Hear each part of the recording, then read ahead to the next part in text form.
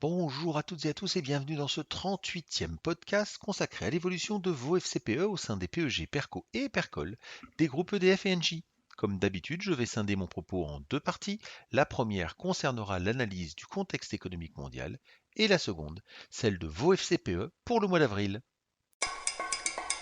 Soit dit en passant, écoutez l'analyse de la CFE Énergie sur l'actualité des industries électriques et gazières, sans bobard ni blabla. Le mois d'avril a été l'occasion pour l'économie mondiale de reprendre son souffle après la crise bancaire du mois de mars. Pourtant, une troisième banque américaine a fait faillite, mais les banques centrales veillent au grain et des solutions sont très rapidement trouvées afin d'éviter la panique.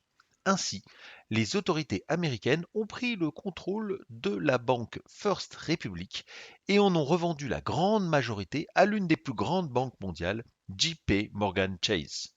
Même s'il s'agit de la deuxième plus grosse faillite bancaire de l'histoire des États-Unis, hors banque d'investissement comme Lehman Brothers, les autorités américaines espèrent refermer l'épisode de crise bancaire qui a émergé le mois dernier.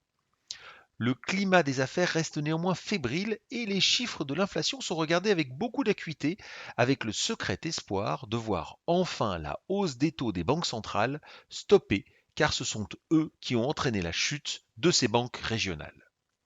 Ainsi, les marchés attendaient une hausse de taux suivie d'une pause de la part de la Banque centrale américaine et c'est exactement ce qui a été annoncé par la Fed le 3 mai dernier. Jérôme Powell, le président de la Fed américaine, a laissé entendre qu'il faudra peut-être remettre le métier sur l'ouvrage ultérieurement si l'inflation restait élevée. Mais les investisseurs n'y croient plus beaucoup. De son côté, la BCE a donné un petit tour de vis à ses propres taux, mais n'a pas évoqué de pause. Christine Lagarde, la directrice de la Banque européenne, et son équipe craignent toujours la hausse des prix. Pourtant, les marqueurs de ralentissement de l'activité se multiplient, même si la résilience de l'emploi américain brouille les pistes. L'accès au financement est plus difficile pour les particuliers comme pour les entreprises, et l'inflation ralentit lentement. Les investisseurs manquent donc de clarté et naviguent à vue. Le mois d'avril est également toujours intense en publication de résultats d'entreprise, avec du bon et du moins bon offrant une image contrastée de la situation économique globale.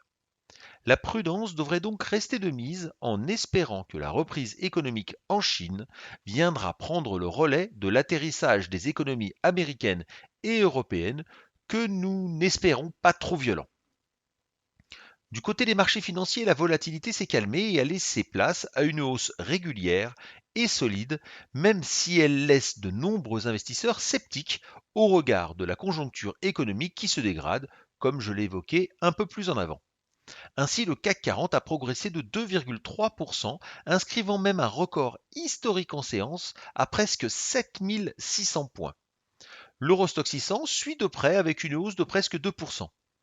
Outre-Atlantique, le Dow Jones continue de remonter la pente avec une hausse de presque 2,5% et le Nasdaq reprend 0,5%.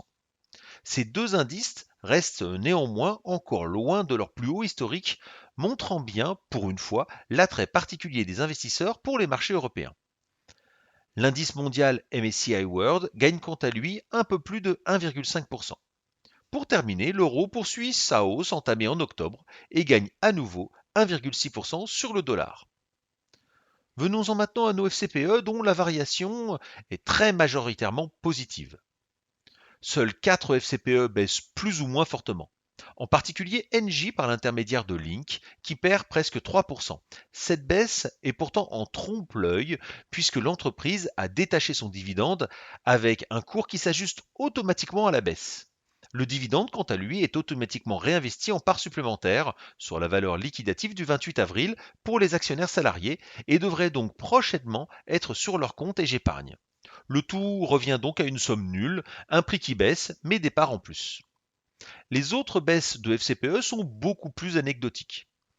Du côté des hausses, on peut noter plus particulièrement celle d'Épargne Action Croissance Euro sur le PEG qui gagne 1,16%, ce qui fait presque 6% depuis le début de l'année, à la faveur de la hausse des indices européens. C'est également le cas des fonds monétaires et j'épargne monétaire sur le PEG, Cap Défensif sur le PERCO EDF et Natexis monétaire sur le PERCO LNJ qui gagnent tous aux alentours de 0,25%, matérialisant ainsi clairement la hausse des taux des banques centrales. Le monétaire, qui ne pouvait clairement pas gagner d'argent les années précédentes, retrouve dorénavant de l'attrait à la faveur des nouvelles politiques des banques centrales. Voilà, c'est terminé, je vous retrouve le mois prochain pour un nouveau podcast. À très bientôt, au revoir.